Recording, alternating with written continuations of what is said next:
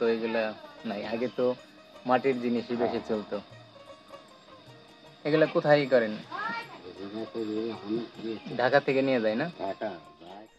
কালের বিবর্তনে এবং আধুনিকতার ছোঁয়ায় হারাতে বসেছে আমাদের বাংলাদেশের এই মৃৎশিল্প। এক সময় এই মৃৎশিল্প বাংলাদেশের ঐতিহ্য ছিল।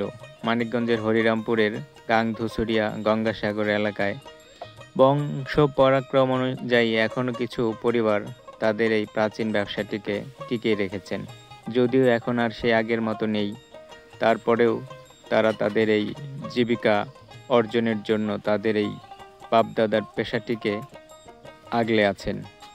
মাটির মৃৎশিল্প একটা সময় আমাদের দেশের ঐতিহ্য ছিল। এখন আধুনিকতার ছোঁয়ায় হারাতে বসেছে আমাদের এই প্রিয় ঐতিহ্যটি। একটা সময় মাটির তৈরির এই ব্যবহার করার হাঁড়ি পাতিল এবং তৈজসপত্রই ছিল আমাদের ব্যবহার করার একমাত্র উপকরণ।